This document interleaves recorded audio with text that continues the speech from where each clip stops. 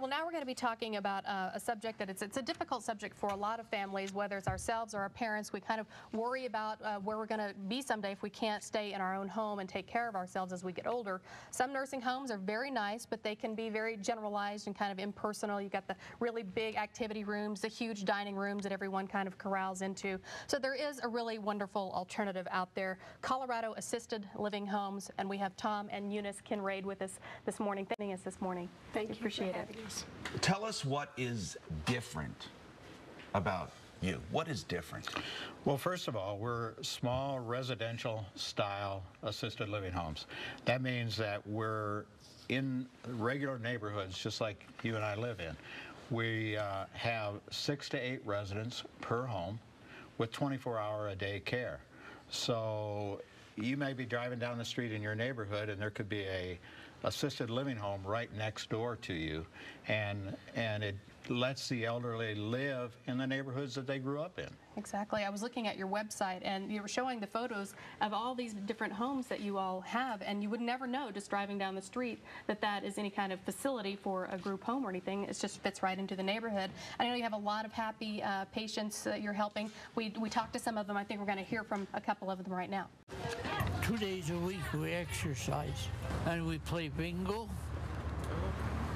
Sometimes they come in and we have some guitar players and we have some piano players. We go on picnics.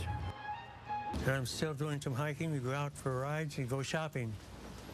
We went to the movies the first time last year to see Mamma Mia, and it was fabulous. Mamma Mia, that was a great show. They look like they're having a really wonderful time with their top hats and canes. This is a pretty festive group here.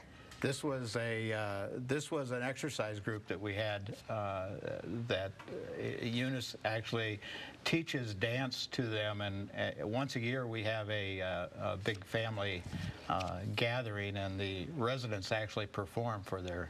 You know, this is a great idea. It really is. To have assisted living homes in communities, you have 16 of them. I mean, it's a great idea. My mom was in a regular nursing home for a while, and it was depressing. I don't want to put down the wonderful facilities out there, but you know what I mean. I do know. They seem more like hospitals. Our mission is to keep people out of a nursing home and keep them in the home environment until the end. And we have hospice come in at the end. So they get to know these people. Doctors come to us, physicians come to us, and I am a registered nurse, so we give them the care, and we're more care than the big assisted livings, because we know every minute where they're at. They're not behind the closed door. Because there are only 6 to 8 people in each home, you were telling me, and there's always someone with them 24 hours a day. 24 hours a day, and we have our managers come in every day just to check on how everything is running, how the medications are there on time and ordered on time. Do people room together? Do they have separate rooms, or does it depend? We have both, private room and semi-private rooms. And the activities I was seeing, I mean, there's gardening. I mean, you know, that's a huge thing for a lot of people, being able to either plant vegetables and watch those grow, or flowers. And they get to help water them if they want and participate. We have a lot of music. All of our homes have pianos. And I like to play piano, but some of my employees play, plus we have hired help come in and play. So music is good therapy. We have pet therapy. And that's important. We have Littleton, Lakewood, Centennial, Denver, Aurora Parker, Loveland, and Sterling. And does Pardon me. Does Medicaid help pay for this like they do for the nursing home? We take private pay, Medicaid, and insurance. Okay. And is there a difference, Eunice, you're a registered nurse, is there a difference in, I guess, the capability that people have where they can be in a group home like yours, or they have to go to a nursing home? At what point would they, not qualify? Can you take anyone? We do a good screening process to make sure they all fit and live, because we live as a family. We're a small group, so we can't take the combative person, but if medication can help them, then we can take them. How old are the people in these facilities, or how young can they be? The average, I think our youngest resident right now is in their late 50s, but our average resident is a female that's about 86 years old. Really? Our oldest resident is 100 years old. 101. Just We have turned to. several that are 100. Now, do you have that's room? Do you have fantastic. room for new people? You're here promoting this idea. I think it's a wonderful idea, but I imagine there are people saying, "I want to get my mom in there. I want to get my grandmother in there." Do you have room? Some of the homes have a wait list. We started these homes 15 years ago with one home, and then we've kept expanding them. Right. Because there is a need for it. So now we're just opening the new house in Parker. Our open house is on Thursday. So you will have how many openings then for Parker? The Parker house will be licensed for 8. For Wonderful. 8. And I think a really great thing that you all offer that gives people an idea whether before they commit to full-time being in them, you have daycare and you also have what you call respite. Respite. So someone can come over and maybe let their grandmother stay with you for a day.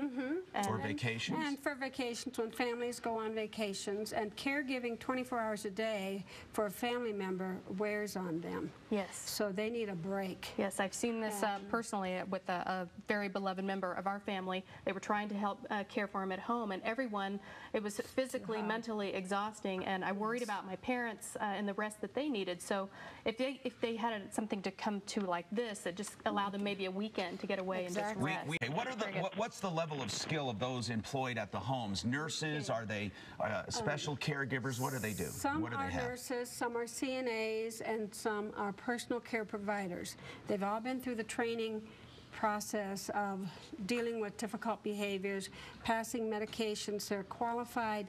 It's called a QMAP, Qualified Medication Administration Personnel. But a nurse in every facility? No, not a Not nurse in in a- every facility. In an assisted living, you're not required to. In Okay. a nursing home, you are. Okay. However, we do have some nurses on staff, and I'm also a nurse. But every single person in the home with these people can give them their medications, can Yes.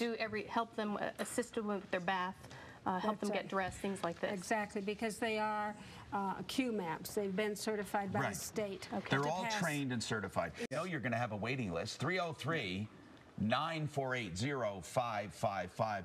This is something where your elderly loved ones can live as a family instead of a massive nursing home. And I don't mean to put nursing homes down, but hey, there's no, in my opinion, there's no comparison. All right, Tom and Eunice, thank you so much for joining us this morning. Really appreciate it. Thank Thank you you. for having us.